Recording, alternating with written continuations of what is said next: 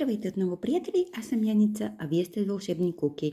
И днес съм ви приготвила едно много кратко видео, където ще видим как да закрием тези бримки, когато работим с двойна еластична плетка. Най-вероятно вече знаете, но за тези, които не са го правили или не им се получава добре, надявам се този урок да ви послужи. Каква е идеята?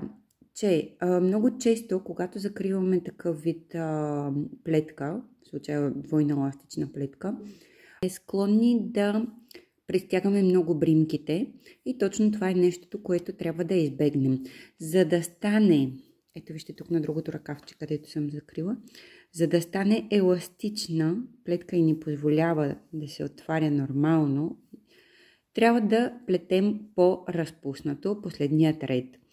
Но в същото време, ако го правим с абсолютно същите куки, които използваме за плетенето на ластика, може да се получи, че бримките на последния ред не са равномерни.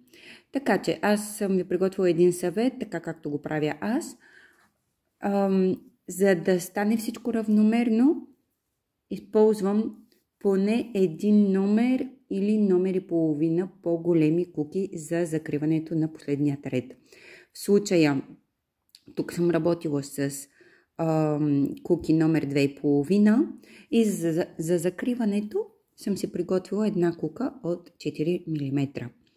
По този начин си осигурявам, че примките от последният ред ще станат равномерни, еластични и ще ми позволяват примерно да сгъна ръкавчето. Ето така. И нещо друго, не знам, нещо друго, което може би не знаете, е, че за закриване на еластична плетка най-хубаво е да се спазва фигурата. Не както при обикновеното гладко плетене, че всички бримки се закриват по един и същи начин, или по-точно плетейки една лицева бримка закриване, друга лицева бримка закриване.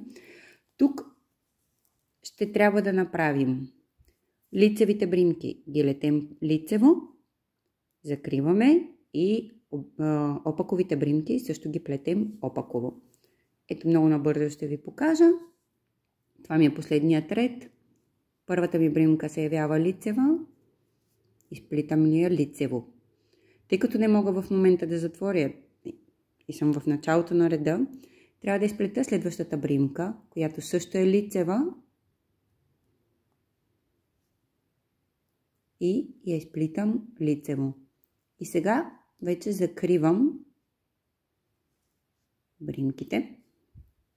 Следващата бримка е опакова, така че аз също ще я изплета опаково. Да се види пълно. Следващата отново е опакова, изплитам опаково. Така и отново минавам.